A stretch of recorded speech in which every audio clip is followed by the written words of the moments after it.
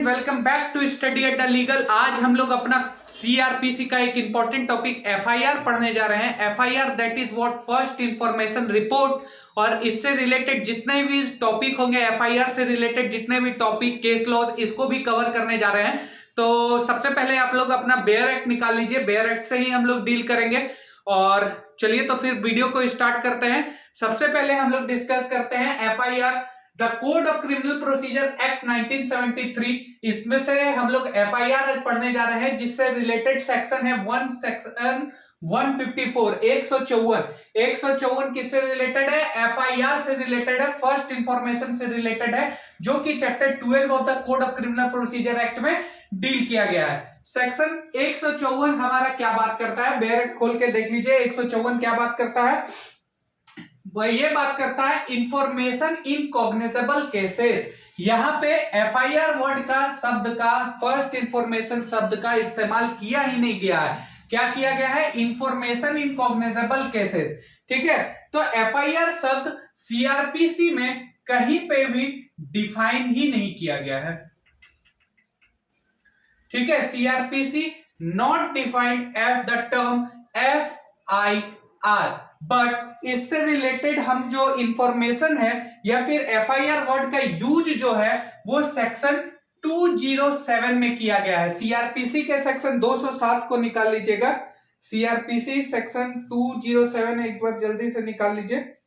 207 के second point में देखिए क्या लिखा हुआ है। The first information report recorded under section 154। ठीक है, तो the word CRPC is not defined under the Code of Criminal Procedure Act, but the term FIR, that is First Information Report, is used under section 207 of the Code.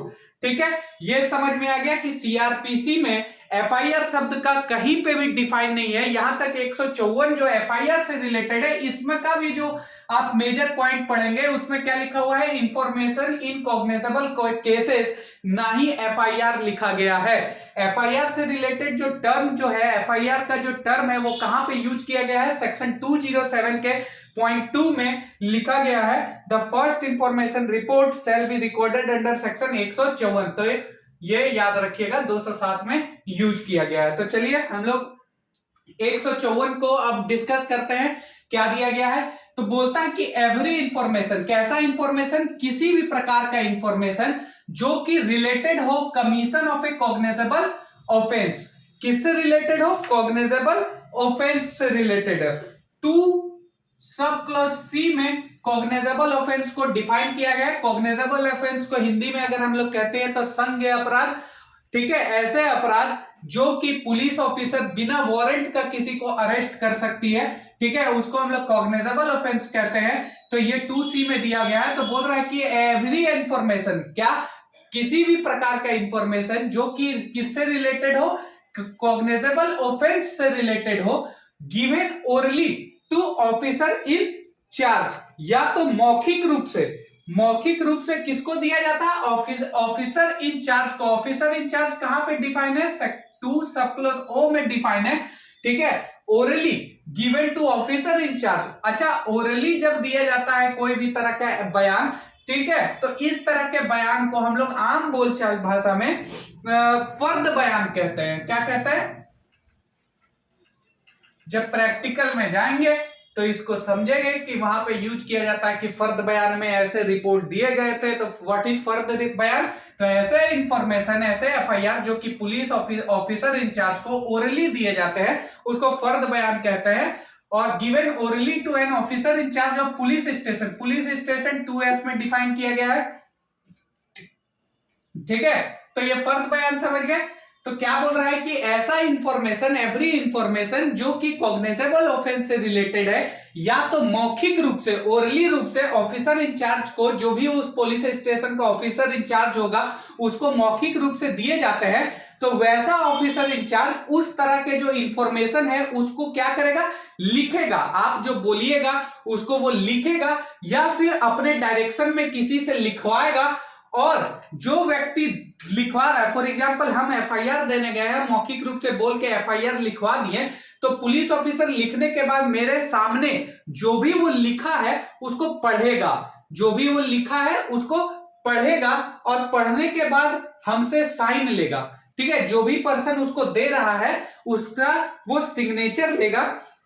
Signature लेने के बाद, ठीक है, sign लेने के बाद उस लोग को, पुलिस ऑफिसर को, पुलिस स्टेशन में एक डायरी मौजूद होता है जो कि स्टेट गवर्नमेंट उसको के द्वारा प्राप्त होता है। ये डायरी का जो जिक्र है ये पुलिस एक्ट 1861 के सेक्शन 44, ठीक है, सेक्शन 44 में दिया गया है कि स्टेट गवर्नमेंट, ठीक है, एक डायरी प्रोवाइड कराएगा एवरी पुलिस स्टेशन में। ठीक है, उस तरह के डायरी को या तो चेक या फिर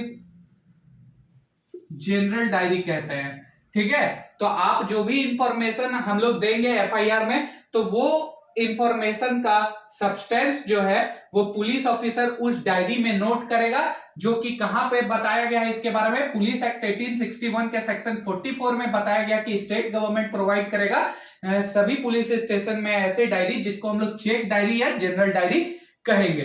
तो ये हमारा था, क्या था कि इंफॉर्मेशन, किसी भी प्रकार का इंफॉर्मेशन जो कि कॉग्निजेबल ऑफेंस से रिलेटिंग है, ओरली अगर officer in charge of police station को में देते हैं तो वो पुलिस ऑफिसर क्या करेगा, उसको लिखेगा और या फिर किसी से अंडर हिज डायरेक्शन लिखवाएगा। लिखवाने के बाद जो व्यक्ति उसको दिया है उसके सामने वो पूरा पढ़ के सुनाएगा और सुनाने के बाद वो व्यक्ति सहमत होता है तो उस पर सिग्नेचर उससे लेगा और सिग्नेचर लेने के बाद पुलिस ऑफिसर जो उसके पास डायरी मौजूद है जो कि स्टेट गवर्नमेंट उसको देती है, ठीक है, उसमें अपना जो भी इंफॉर्मेशन है सब्सटेंस को रिकॉर्ड करेगा। ये था एफआईआर। एफआईआर का अब प्रोवाइजो इसका क्या कहता है, प्रोवाइजो कहता है कि if information is given bye a women, अगर किसी भी प्रकार का इंफॉर्मेशन किसी महिला के द्वारा दिया जाता है, अगर उसके साथ सेक्शन 326A 326B ये क्या चीज से रिलेटेड मामला है, एसिड अटैक से रिलेटेड मामला है। ठीक है, अगर एसिड अटैक या फिर एसिड से रिलेटेड कोई मामला है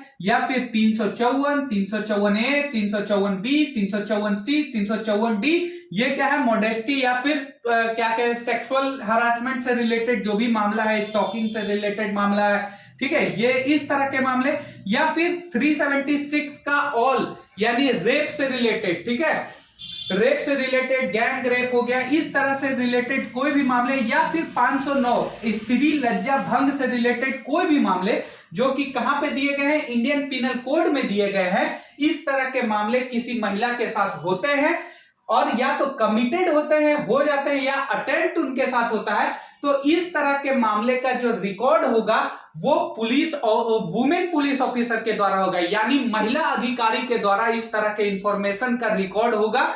और अगर महिला अधिकारी पुलिस स्टेशन पे मौजूद नहीं है या फिर महिला अधिकारी मौजूद नहीं है तो किसी भी महिला अधिकारी, ठीक है, जरूरी नहीं पुलिस की हो, या किसी भी महिला अधिकारी के द्वारा ही लिखा होगा। क्या बोल रहा है कि if the information is given by women against whom an offence under section, ये acid attack, modesty, sexual harassment, stalking या फिर रेप से रिलेटेड मामले या फिर स्त्री लज्जा भंग से रिलेटेड मामले जो कि इंडियन पिनल कोड में दिए गए हैं, या तो कमिट होते हैं या तो अटेम्प्ट होते हैं, उस तरह के मामले का जो रिकॉर्ड होगा, एफआईआर का रिकॉर्ड होगा, वो महिला पुलिस अधिकारी के द्वारा ही किया जाएगा। और अगर महिला पुलिस अधिकारी मौजूद नहीं है तो किसी भी महिला अधिकारी के द्वारा इस तरह के मामले का रिकॉर्ड किया जाएगा। तो ये एफआईआर का बेसिक था। अब फर्दर इसमें क्या डिस्कस किया है, फर्दर प्रोवाइजो है, इसके बारे में हम लोग डिस्कस करते हैं।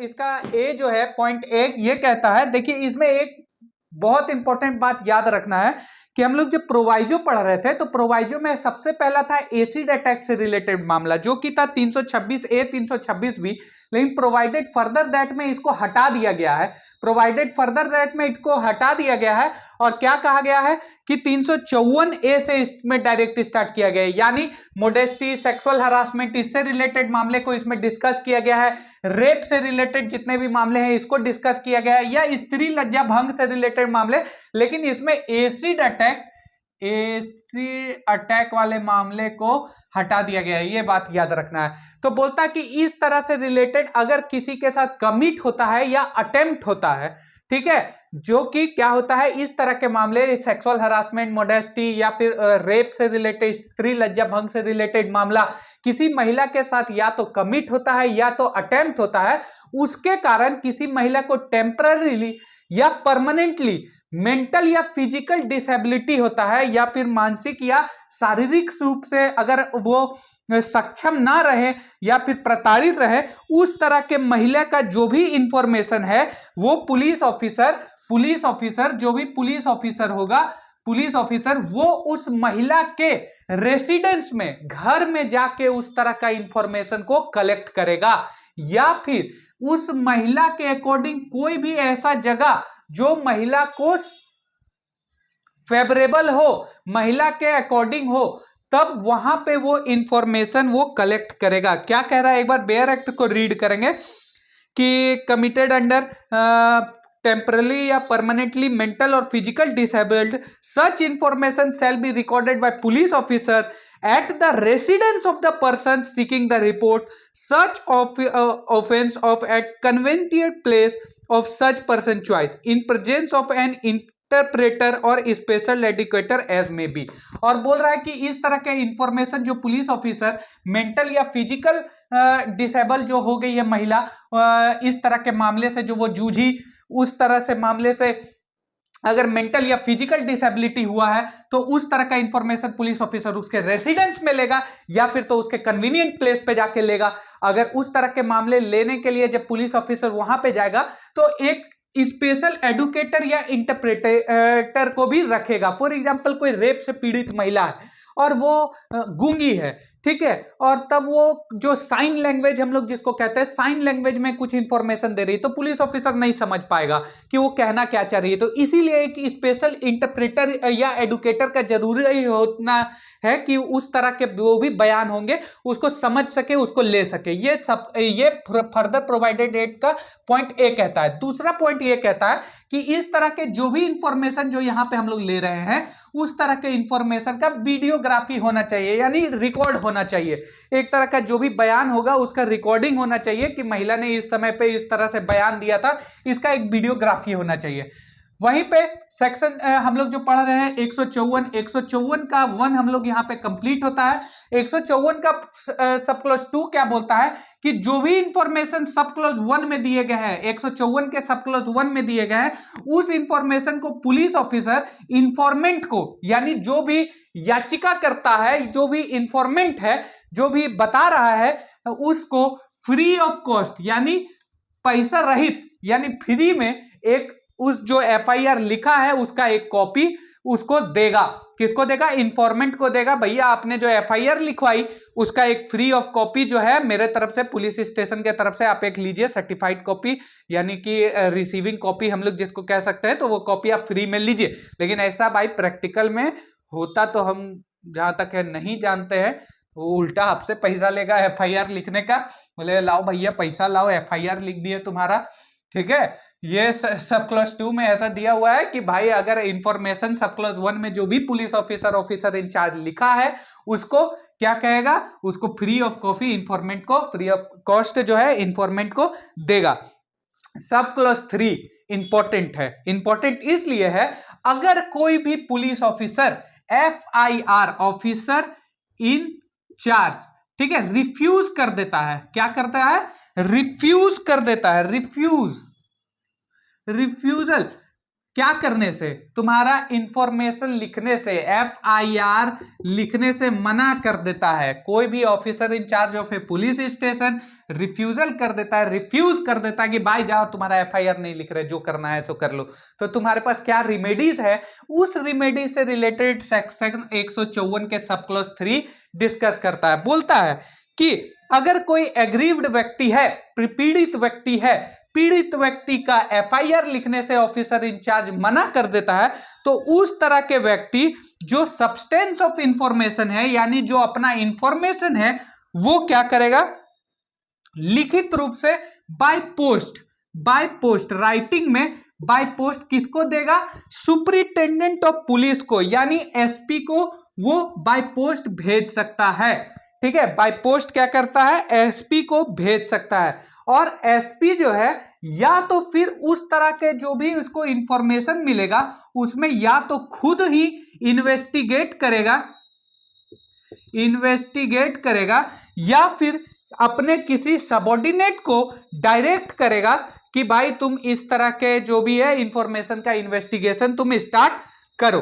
ठीक है, क्या बोल रहा है एक बार रीड कर लेते हैं। Any person aggrieved bye refusal of any part of officer in charge police station to record the information refers to subsection 1 may send a substance of information by writing by post, ठीक है, to the superintendent of police if satisfied that such information disclose the commission of a cognizable offense shall either investigate by himself या तो अपने ही द्वारा himself अपने द्वारा superintendent के द्वारा ही ये क्या करेगा? एफआईआर का इन्वेस्टिगेशन करेगा या फिर किसी को डायरेक्ट करेगा पुलिस ऑफिसर को, अपने सबऑर्डिनेट को, कि भाई इस केस का तुम क्या करो? इन्वेस्टिगेशन स्टार्ट करो। ये सेक्शन 154 हमारा यहाँ पे कंप्लीट होता है। अब हम लोग इससे रिलेटेड जो है केस लॉ, नेक्स्ट पार्ट 2 में हम लोग इससे related case law Lalita Kumari versus state of UP, Priyanka Srivastava, ठीक है, कृति वशिष्ठ वर्सेस स्टेट, ये सब केस लॉ और साथ में जो भी इंपॉर्टेंट टॉपिक्स होंगे एफआईआर से रिलेटेड जो कि हमारा है zero FIR, cross FIR, counter FIR, इसको हम लोग सेकेंड पार्ट में डिस्कस करेंगे। Thank you.